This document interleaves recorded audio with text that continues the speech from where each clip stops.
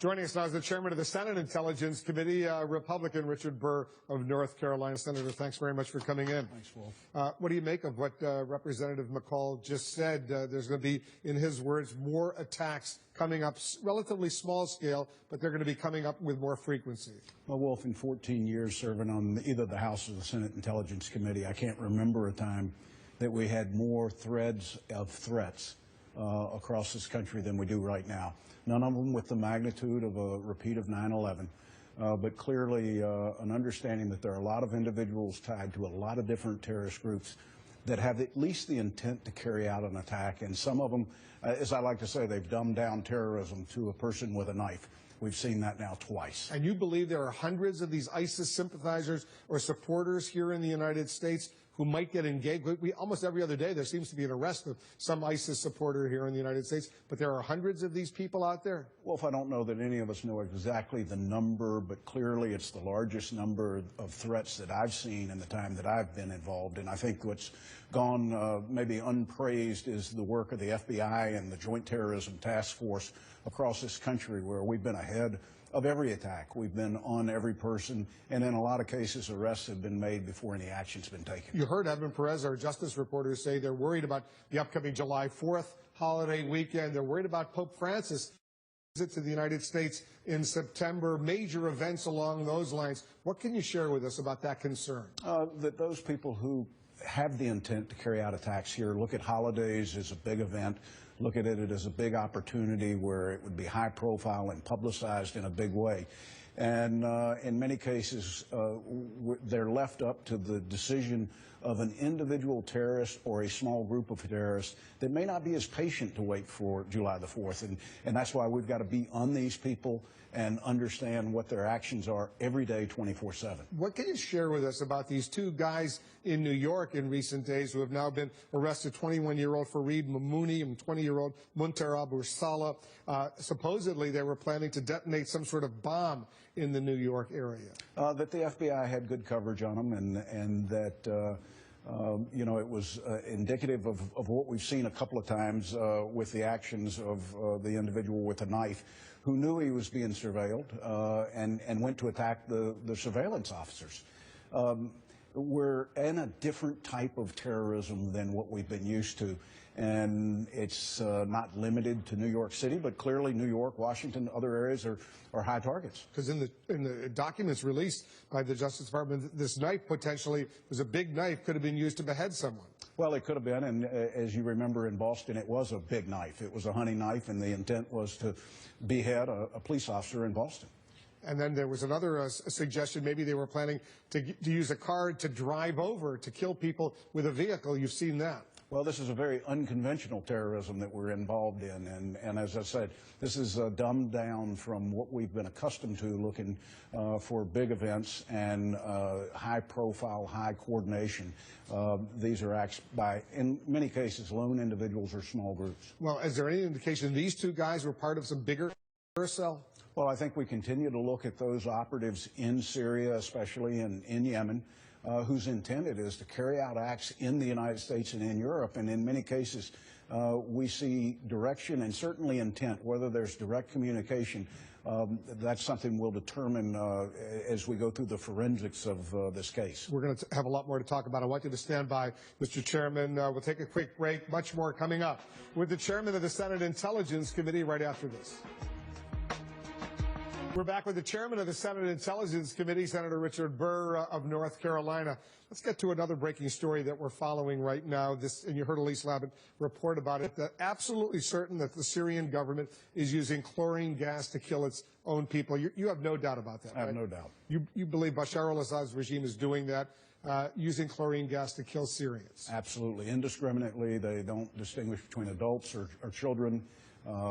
They have used it as a force multiplier for an army that in many ways is not fighting. How worried are you that some of those chlorine gas launchers, if you will, could wind up in the hands of ISIS? Well, I think most of the chlorine weapons that we've seen of late have been barrel bombs or some hybrid of that original barrel bomb that are dropped out of helicopters or fixed-wing aircraft. And that's why it begs, should we or coalition forces make sure that there's a no-fly zone in Syria for the purposes of protecting the Syrian people, the civilians. But clearly there's reason to believe that ISIL or other terrorist organizations within Syria might begin to use similar types of weapons, or that they might find a cache of Syrian military weapons that they can use. And they would not hesitate either to use that kind of chlorine bombs or whatever. Not for 1 minute they would hesitate. You heard of the Defense Secretary Ash Carter today testified before the House Armed Services Committee, and he said, quote, "Hope is not a strategy in the fight against ISIS." Do you understand the U.S. strategy in degrading and ultimately defeating ISIS? I don't think there is a strategy to defeat ISIS. I think the President has said that our strategy is somewhat a patchwork, and the region is in chaos. I'm not sure, Wolf, that Iraq or Syria can ever be put back to what it looked like. I think that the borders are going to be changed in the future, and it may be aligned more based upon Sunni and Shia and Kurd conclaves more so than what those historical borders or colonial borders look like. Because what really worried me is when I heard General Dempsey, the outgoing chairman of the Joint Chiefs, Ash Carter, say, look, they tried to recruit about 24,000 Iraqi troops for training by the U.S. military personnel who are already there, about 3,000, 3,500, either there or on the way, and maybe only 7,000 showed up. And of those 7,000, who knows how many of them desert after they get some training. Can the U.S. get the job done without the Iraqi military stepping up to the plate? Oh, I don't think we can. I think the only force that fights in Iraq today is the Shia militia. They're controlled by Iran, not by the United States. The Kurds put up a tremendous fight, but in a geographical region that's clearly defined, and it's really not targeted every day at ISIL.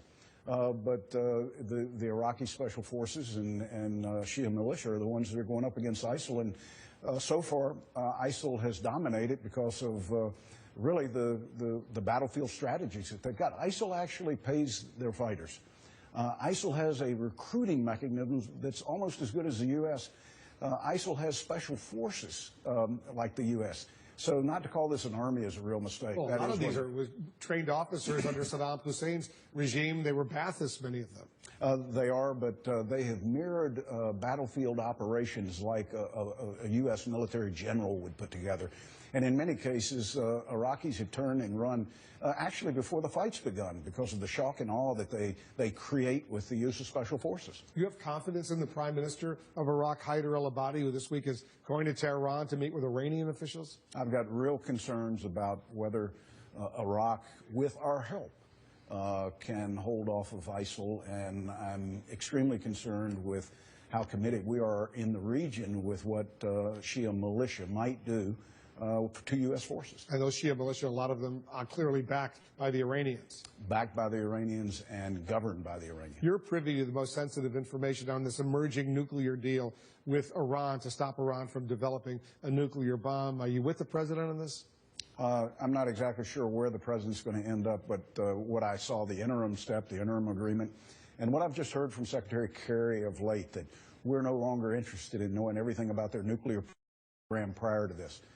These are game changers. These are deal stoppers, I would think, not just for the United States, for everybody in the region. And I can't believe the direction they have turned in the last month of these negotiations. Because he yesterday said, the Secretary of State, that don't be fixated on the past, what their nuclear program was all about in the past. Let's look ahead. Although Lindsey Graham was here in the Situation Room in the last hour, he said he got a call from Secretary Kerry today saying he had been misunderstood in what he was saying. I heard the quote, and it's hard to misunderstand that quote, and it was backed up by individuals within Iran that said the same thing. So you will demand that everything about Iran's nuclear program in the past be made evident as part of any deal? Wolf, without a baseline to work from, how in the world can we enforce a way forward? So that's a game changer for you if they don't get that, because the Iranians say they're not going to release that information. I think it's absolutely essential, and I think most in the region believe it needs to be essential. Senator, thanks very much for